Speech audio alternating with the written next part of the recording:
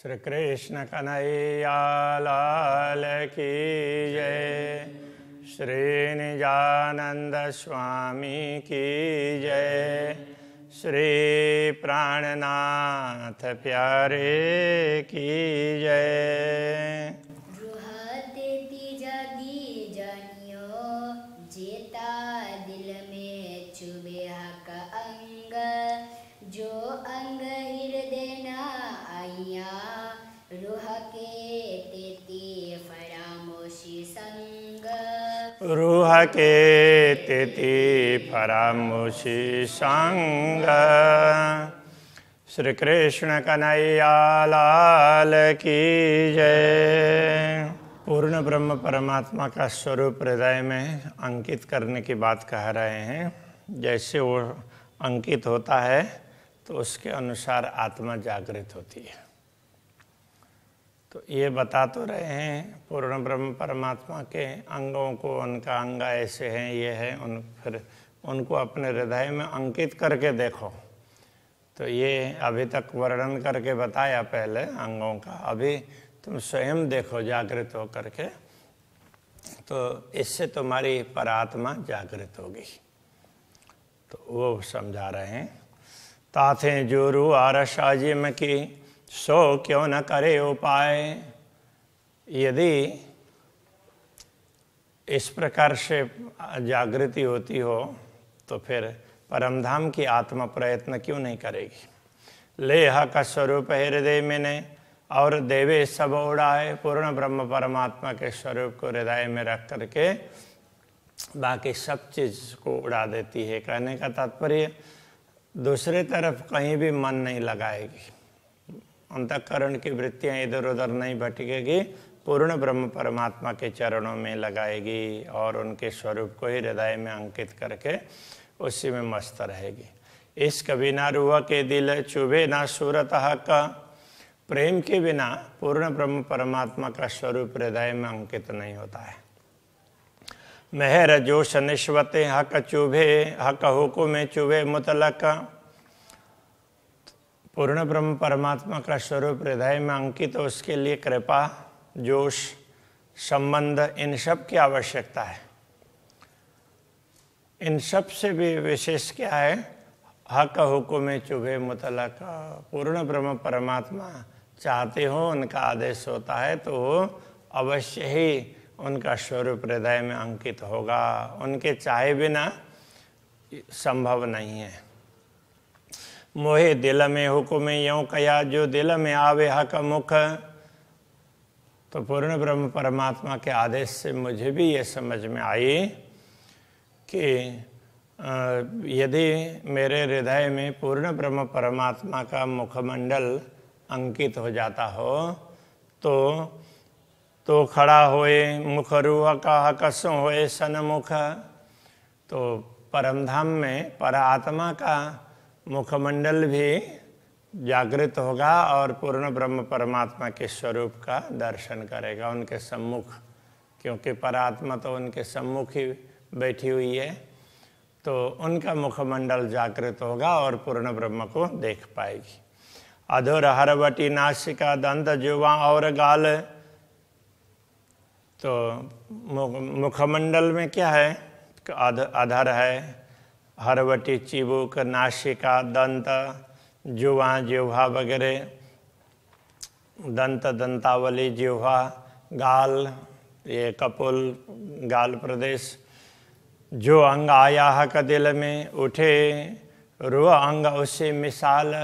जो जो अंग हमारे हृदय में अंकित हो जाएंगे उस प्रकार से हमारी परात्मा जागृत हो जाती है। जो तुम ग्रहे हक नयन को तो नजर खोले रूह नयन। यदि तुमने पूर्ण ब्रह्म परमात्मा के नयन कमलों को हृदय में अंकित कर लिया तो तुम्हारी भी दृष्टि खुल जाएगी परात्मा की। तब आशिक और माशुक के होए नयन नयन से सैन। तब आशिक और माशुक, अनुरागिनी आत्मा और पूर्ण ब्रह्म परमात्मा के बीच आँखों से ही बातचीत हो जाएगी। आँखों के संकेत को आत्मा समझ पाएगी। जोहा का निलाट आवे दिल में और दिल में आवे श्रवण, जो पूर्ण ब्रह्म परमात्मा का ललाट प्रदेश हृदय में अंकित होगा, इसके साथ साथ में श्रवण भी अंकित हो जाएंगे तो पूरा मुखमंडल अंकित हो जाएगा। दो अंग खड़े होए रूह के, जो होवे रूह मोमिन, जो परमधाम की आत्मा होगी परात्मा, उसके तो वो दोनों ही अंग, ललाट भी और श्रवण भी, वो दोनों ही जागृत हो जाएंगे। तो पूर्ण ब्रह्म परमात्मा के मुखमंडल को पूर्ण रूप से आत्मा दर्शन कर पाएगी। भौं भ्रुकुटी पल नासिका सुंदर तिलक हमेश, तो भौं है तो भ्रुकुटी है, पल पलक नासिका, सुंदर तिलक हमेशा, तो हमेशा सुंदर तिलक दिखाई देता है। वो तिलक मुखमंडल में तो ये सारी चीज़ें आती है। गौर शोभा मुख चौक की, मुखमंडल की शोभा बड़ी गौर है। क्यों कहूँ ज्योत नूर केश, तो नूर केश भी कैसे हैं, बड़े प्रकाश बिखेरने वाले हैं। तो इस तरह से पूरे मुखमंडल में केश के भी दर्शन होंगे, श्रवण के भी होंगे, ललाट के भी, ललाट में तिलक है, आँख हैं, और पूरा पूरा नाक मुख वगैरह, ये सारा मुखमंडल उसका दर्शन करते हैं। तो इस तरह से ये सारे, ये सब हृदय में अंकित हो जाएंगे। तो इस तरह से परात्मा का मुखमंडल भी जागृत होगा। ए अंग जेते मैं कहे आवे रूह के हृदय हक, मैंने जितने अंगों का वर्णन किया अभी तक, वो सारे अंग पूर्ण ब्रह्म परमात्मा के यदि आत्मा के हृदय में अंकित हो जाएं तो ते अंग रूह के उठ खड़े होए, बेशक वो अंग परात्मा के जागृत हो जाएंगे, खड़े हो जाएंगे। कहने का तात्पर्य जागृत होंगे। पाग बनी शिर सारंगी, इन जुआ कहीं न जाए। अब मुखमंडल की बात कर रहे हैं तो फिर साथ में पाग की भी बात की। तो पाग भी सारंगी के आकार का पाग है, बहुत सुंदर है। इसका वर्णन इस जिह्वा से नहीं हो सकता। ए जुगत जोत क्यों कहो, जोहा के बांधे दिल लाए। तो पूर्ण ब्रह्म परमात्मा दिल लगा करके उसको बांधते हैं अपने सिर पर। तो ब्रह्म आत्माएं ये देख करके बड़ी प्रसन्न होती है। तो इस युक्ति का वर्णन मैं क्या करूं। अतंत शोभा सुंदर, चढ़ते चढ़ते तरफ चारों तरफ उसकी शोभा एक से एक आगे चढ़ती हुई जाती है। जिधर से देखो उधर ही वो शोभा बढ़ती हुई दिखाई देती है। जित देखो तित अधिक शोभा न आवे माहे सुमार, जिधर देखते हैं उधर ही वो विशेष लगता है। तो इसलिए शोभा का कोई पारावारी नहीं है। एक है डाहिर देख रही है, दिल में रहे दायम। उनका वक्षस्थल को यदि हम अपने हृदय में अंकित कर पाएंगे तो हमेशा बना रहेगा। सो हैड़ा अंग रूह का उठ खड़ा हुआ कायम। फिर ब्रह्मात्मा के परात्मा का वक्षस्थल भी जागृत हो जाएगा। जो हक अंग दिल में नहीं, सो अंग रूह का फरामोश। पूर्ण ब्रह्म परमात्मा के अंग प्रत्यंग में जो अंग नहीं दिखाई देंगे, उसके दिल में अंकित नहीं होंगे, उतने उतने अंगों में आत्मा की फरामोशी होगी, नींद होगी। तो ये समझना चाहिए। जब हक अंग आया दिल में, सो रूह अंग आया माहे होश। जैसे ही पूर्ण ब्रह्म परमात्मा के अंग हृदय में अंकित हो जाते हैं तो फिर परात्मा के वे अंग होश में आ जाते हैं और काम करने लग जाते हैं। पेट पासे हक के, पीठ खबे कांध केश। कटी प्रदेश पेट, पसलियाँ, और इसी तरह से पीठ है, पृष्ठभाग है, खब्बा है, स्कंद प्रदेश। तो वो पूरा स्कंद प्रदेश, और तो ये खब्बा और कांध में से दोनों कहने से पूरा आ गया स्कंद प्रदेश।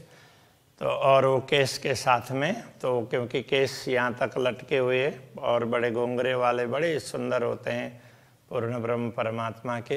ये दिल में जब दृढ़ हुए तब रो आया देखो आवेश। जैसे ही ये अंग हृदय में दृढ़ हो जाते हैं तो मनो परात्मा जागृत होकर के ना, तो उसको तो एक प्रकार से जोश ही आ जाता है कि अरे अभी तक हम कहाँ भूल गए थे, ऐसा उनको ख्याल आने लग जाएगा। बाजू मच्छे कोनियाँ कांडे कलाइयाँ हाथ। तो अब बाजू के देखेंगे तो दोनों तरफ के बाजू हैं और यहाँ ये भाग है स्कंद से, ये यहाँ का भाग है वो मच्छा है, फिर ये कोनी है और कांडा कलाई है, कलाई है और ये भाग है कांड और ये मणिबंध तो हाथ का, तो ये पूरा भाग हो गया। हक के अंग हृदय आए तब रूह खड़ी हुई एक हक साथ। जब ये अंग भी ये भी दिखने लग जाएंगे तब आत्मा अवश्य वो खड़ी हो जाएगी एक साथ में। पहुँचे हथेली अंगूरी नख लीके रंग सलूक। तो अब हस्तकम उसके पूरा एक बाजू की बात कर रहे हैं तो पूरा यहाँ हस्तकमल में पहुँचे तो ये पहुँचा है, ये हथेली है और अंगूरी नख लीके रंग सलूक और ये हस्तरेखाएं, तो इनमें जो सुंदरता दिखाई देती है। हक अंग में ही हृदय बैठे। पूर्ण ब्रह्म परमात्मा के अंग प्रत्यंग ये सूक्ष्म रूप से भी तो हृदय में बैठ जाते हैं, मतलब इनको बारीकी से बड़ी सूक्ष्मता से तो एक एक अंग को आत्मा याद कर लेती है। अब निमख न होए रूह चूक। अब एक क्षण के लिए भी आत्मा जागृत होने में चूकेगी नहीं, वो जागृत हो ही जाएगी। नख अंगूठे अंगुरियाँ नीके ग्रही हक कदम।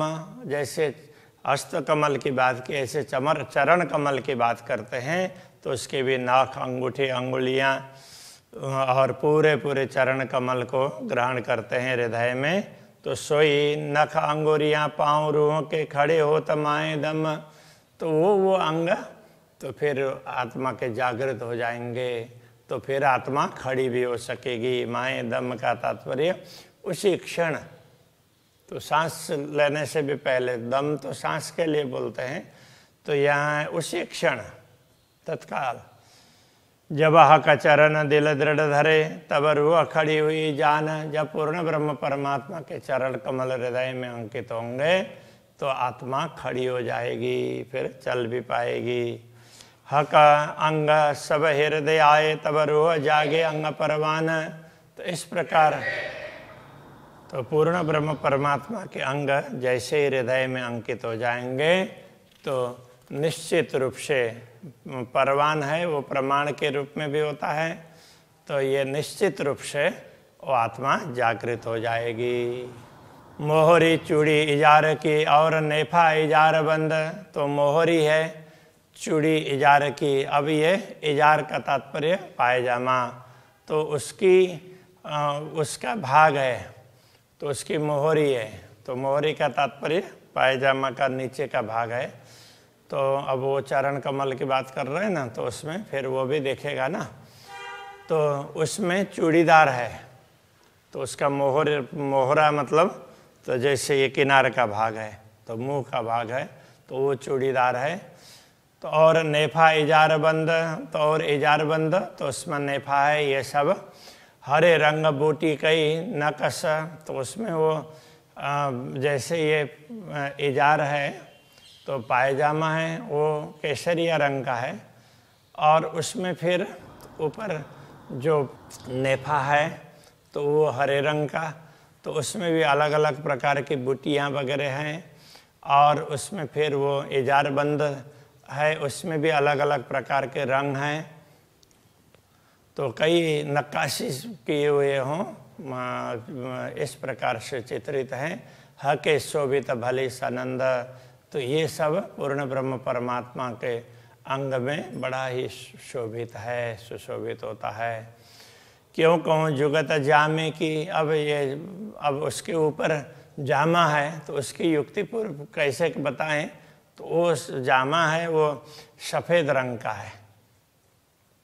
हरे पर उज्जवल दीवान दावन, तो वो अब वो नेफा जारबंद, तो उसके हरेपन के ऊपर में तो सफ़ेद है, तो सफ़ेद में हरापन भी दिखता है। तो हरे पर उज्जवल दावन, तो उज्जवल सफ़ेद रंग का है, तो वो अंदर की थोड़ी थोड़ी आभा दिखाई देती है। निपट शोभित मिही बेलियाँ, उसमें भी बड़ी सूक्ष्म रूप से बनी हुई लताएं वगैरह ऐसी चित्रित हैं, वो भी बड़ी सुंदर हैं। झाई उठता अति रोशन, न तो उसका उससे आभा निकलती है, बहुत सुंदर और बहुत प्रकाश वाली निकलती है। एक श्वेत रंग जामा कया, तो एक श्वेत रंग का जामा ऐसा कहा। माए जवेर जुगत कई रंग, उसमें अलग अलग प्रकार के रंग के रत्न जड़े हुए मिलेंगे। इन जुआ रोशनी क्यों कहूँ जो झलक तारस के नंग, तो उनमें से जो प्रकाश निकलता है उसका वर्णन क्या करें। तो ये तो परमधाम के रत्न है ना, उनकी चमक तो दुनिया से अलग विशिष्ट प्रकार की होगी। दुनिया में तो प्रकाश से उनको देखना पड़ता है, उससे चमकते हैं, और परमधाम के ये रत्न हैं स्वतः चमकते हैं। बीच पटुका कश्या कमर में, तो अब कमर में बीच में पटुका बांधा हुआ है। रंग कई विध छेड़े किनारा, तो उसके किनार में कई प्रकार के रंग के रत्न वगैरह जड़े हुए हैं। बेली नकश फूल केते कहूँ, तो उसमें विभिन्न प्रकार की लताएं अंकित हैं, फूल हैं, ऐसे पत्ते वगैरह, तो कितने उसका वर्णन करें। अवकाश भरियो झलकार, उसमें से जो झलकार चमक निकलती है वो पूरे आकाश में छा जाती है। एक झलकार मुख कहता हूँ माए कई सलों की सुखदाय, मैं तो एक चमक की बात बता रहा हूँ अपने मुंह से, वैसे तो उसमें इतनी सुंदरता है। माए सलों की सुखदाय, बहुत आनंदित करने वाली सुंदरता उसमें है। सो गुना गर्भित न जुआ रंग रोशन क्यों कहे जाए, ये सारे गर्भित गुण हैं इस जिह्वा के द्वारा, उनके रंग है, उनका प्रकाश है, उन प्रकाश की तरंगे, उन सब का वर्णन ही नहीं हो सकता है। तो ये तो ऊपर ऊपर से प्रकाश बता दिया। जामा जुड़ बैठा अंग पर कोई अचरज खूबी लेत, तो ये जामा किस प्रकार से है कि मानो शरीर के अंग का, शरीर का एक भाग हो अंग की तरह से, तो ऐसे जुड़ करके बैठा हुआ है। कोई अचरज खूबी ले, तो उसकी विशेषता भी आश्चर्यजनक है। शोभा शलु की सुख क्यों कहूँ, और गौर पर जामा श्वेत, गौर अंग गौर पर जामा श्वेत। शोभा शलु की सुख क्यों कहूँ, सुंदर शोभा की बात क्या करें, तो ये गौर अंग पर और वो श्वेत रंग का जामा और ज़्यादा सुशोभित हो रहा है। बगलों नकश केवड़े कंठ बेली दो गिरवान, बगलों में दोनों तरफ ना ये बाजू में तो केवड़े का केतकी फूल की तरह से उसके बड़े वैसे उसका फूल चित्रित है। कंठ बेली दो गिरवान, तो यहाँ पर ना ये वो जामा है कैसे है कि इस तरह से वो ऊपर नीचे होता है, इधर से और इधर से आता है ना, तो यहाँ बांधते हैं, इधर बांधते हैं, तो यहाँ दोनों ओर से ऐसे आता है। तो ये कंठ में बेली दो गिरवान, गिरवान है वो भी ग्रीवा का ही है। तो ये जामे का गला, तो वो ये कंठ हो गया, और जामे का भी ये गले में किनारी है ना, तो वो दोनों तरफ से दो लताओं की भांति बड़ी सुंदर सुशोभित होती है। ए जुगत जुबा तो कहे जो कछु होए इन मान, तो इस शोभा को ये इतनी सुंदर शोभा है वो किनारी पर वो लताओं की, तो उसका वर्णन तभी हो सकता है इस जिह्वा से जो कछु होए इन मान। उसका यदि कोई दूसरा कोई उदाहरण दिया जा सकता हो तभी उसका वर्णन हो सकता है, उदाहरण तो दिया नहीं जा सकता। कटाव कोतकी कांद पीछे स्कंद प्रदेश के पीछे भाग में भी ना, तो वो कोतकी केतकी केवड़े का फूल है, उस तरह के चित्र चित्रित हैं। ऊपर फुंदन हारों के, और ऊपर वो हारों के फूंदने हैं, तो वो हारों के उसमें जो हार की गांठ है तो उसमें से लटकने हैं, तो झुमके झूल रहे हैं, लटक रहे हैं, तो उस तरह से। रूह जो जागृत अरस की सुख लेसी बखाइत है, जो आत्मा पर परमधाम की आत्मा यदि जागृत होगी तो उसको सारे दृश्य दिखाई देंगे और वो आनंदित होगी। बाहें चूड़ी और मोहरियाँ, चूड़ी अचरज जुगत, तो बाह में चूड़ी है, बाह में या चूड़ी है, और उसमें भी मोहरी, तो ये उसमें ये जामे की मोहरी है, किनार है। चूड़ी अचरज जुगत, तो वो भी चूड़ी की तरह से दिखाई देती है और आश्चर्यजनक ऐसा होता। चूड़ी तो है ही, साथ साथ में वो भी इस प्रकार से चित्रित है कि वो भी चूड़ी जैसी लगती है। निपट मिही मोहरी से चढ़ती शोभित, और वो चूड़ी है मोहरी से भी और ज़्यादा सुशोभित होती है। आए वस्त्र हृदय हक के, रुआ अपने पहने बनाए, जैसे पूर्ण ब्रह्म परमात्मा के अंगों के वस्त्र वगैरह ब्रह्मात्मा के हृदय में अंकित हो जाते हैं, तो ब्रह्मात्मा के वस्त्र, उनको लगता है कि हमने भी वस्त्र पहने हुए हैं, वो भी सब जागृत हो जाते हैं।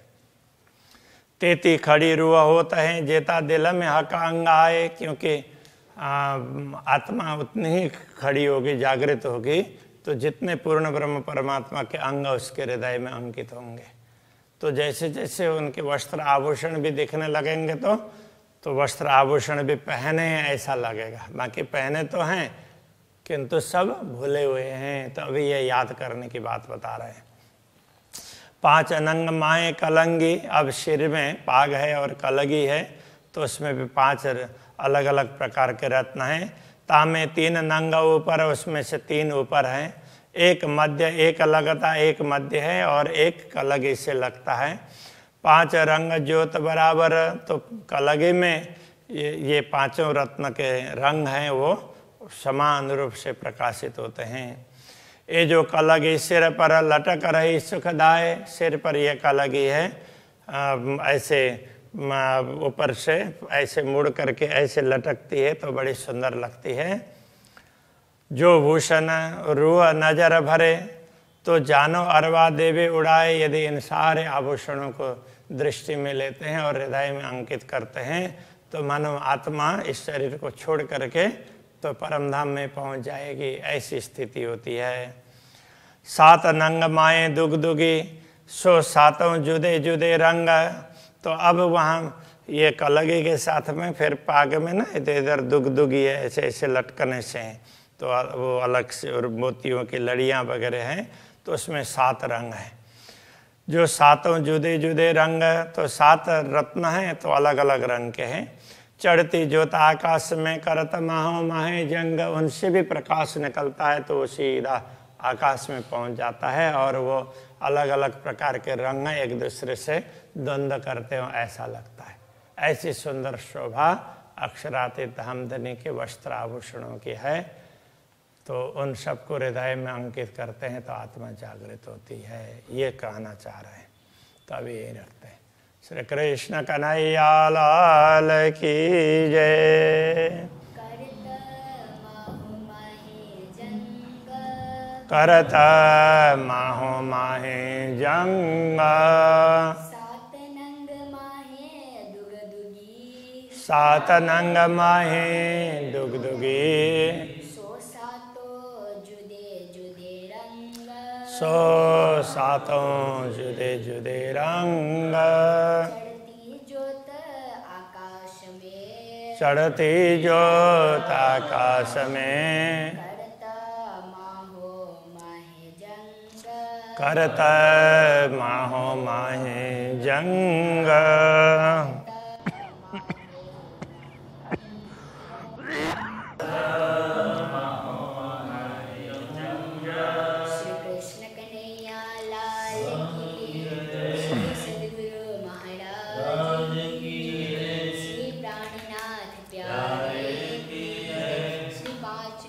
तत्पुरुषाय